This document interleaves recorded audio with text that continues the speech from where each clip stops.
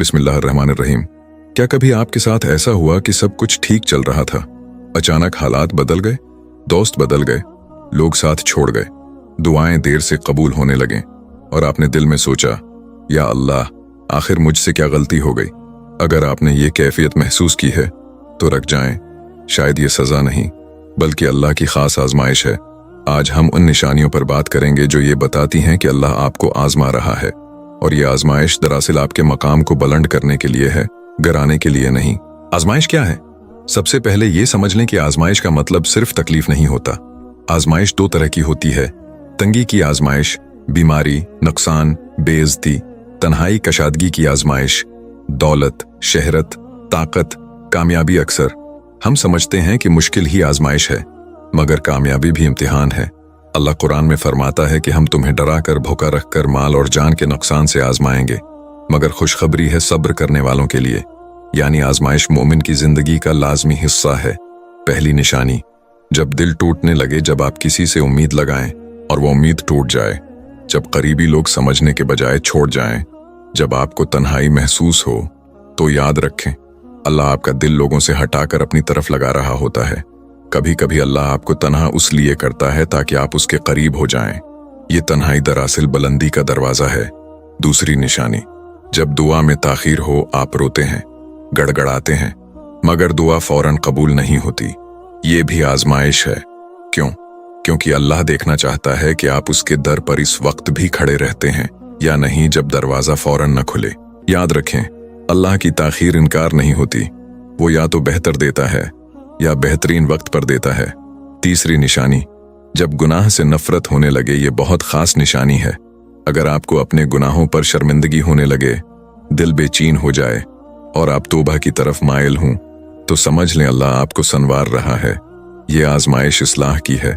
ये इस बात की अलामत है कि अल्लाह आपको छोड़ना नहीं चाहता। चौथी निशानी, जब लोग तंज करें, जब लोग आपकी दीनदारी पर हंसें, आपके रास्ते को मुश्किल कहें या आपको बदल जाने का ताना दें, तो याद रखें, हर सच्चा रास्ता इब्तिदा में अजनबी होता है।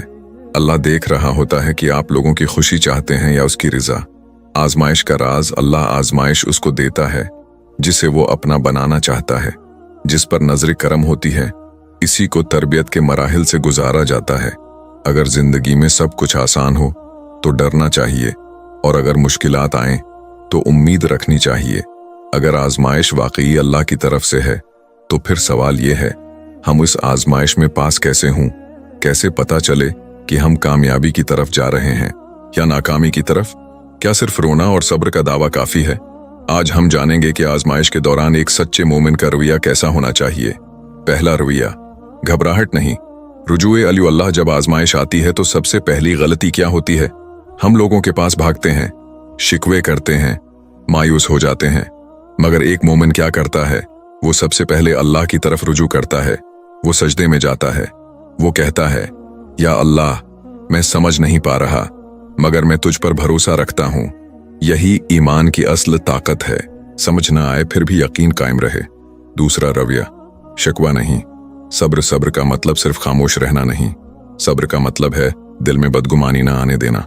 जब आजमाइश लंबी हो जाए, जब रातें रोते गुजरें, जब रास्ते बंद नजर आएं, तब भी जबान से ये ना निकले, या अल्लाह मेरे साथ ही क्यों, बल्कि ये निकले, या अल्लाह, यकीनन इसमें कोई हिकमत है। याद रखें, सब्र करने वाला हार नहीं रहा होता, वो बन रहा होता है। तीसरा रवैया, अपने नफ्स का मुहासबा। हर आजमाइश सजा नहीं होती, मगर हर आजमाइश में सीखने का मौका जरूर होता है। खुद से पूछें, क्या मैं नमाज में कोताही कर रहा था? क्या मैं किसी का दिल दिखा रहा था? क्या मेरे दिल में गुरूर आ गया था? अगर इस्लाह की गुंजाइश हो तो फौरन तौबा करें। यही आजमाइश का असल मकसद होता है, इंसान को इसकी हकीकत याद दिलाना।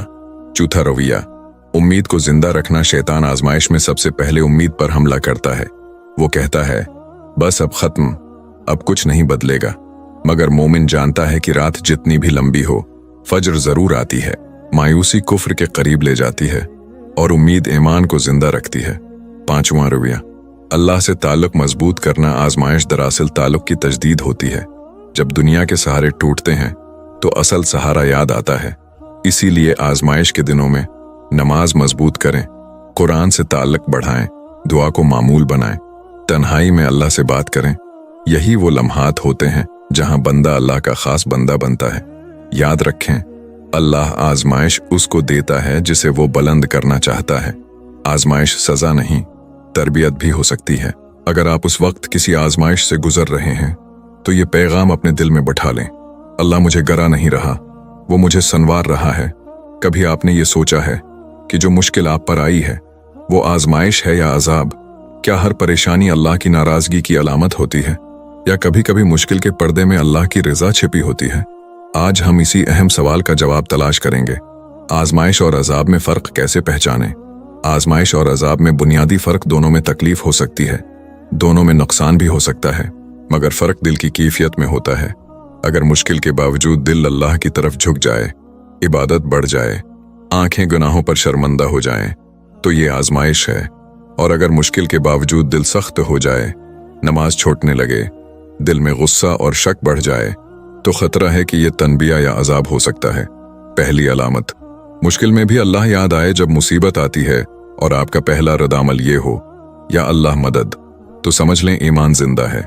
आजमाइश मोमिन को अल्लाह के करीब करती है, जबकि अजाब इंसान को अल्लाह से दूर कर देता है।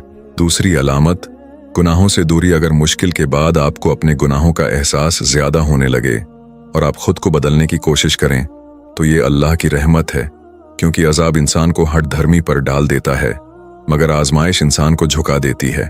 तीसरी अलामत, दिल में सुकून की झलक। ये अजीब बात है, कभी कभी हालात बहुत खराब होते हैं मगर दिल के किसी कोने में सुकून होता है। ये सुकून इस बात की अलामत है कि अल्लाह आपके साथ है। अजाब में सुकून नहीं होता, वो बेचैनी और अंधेरा लेकर आता है।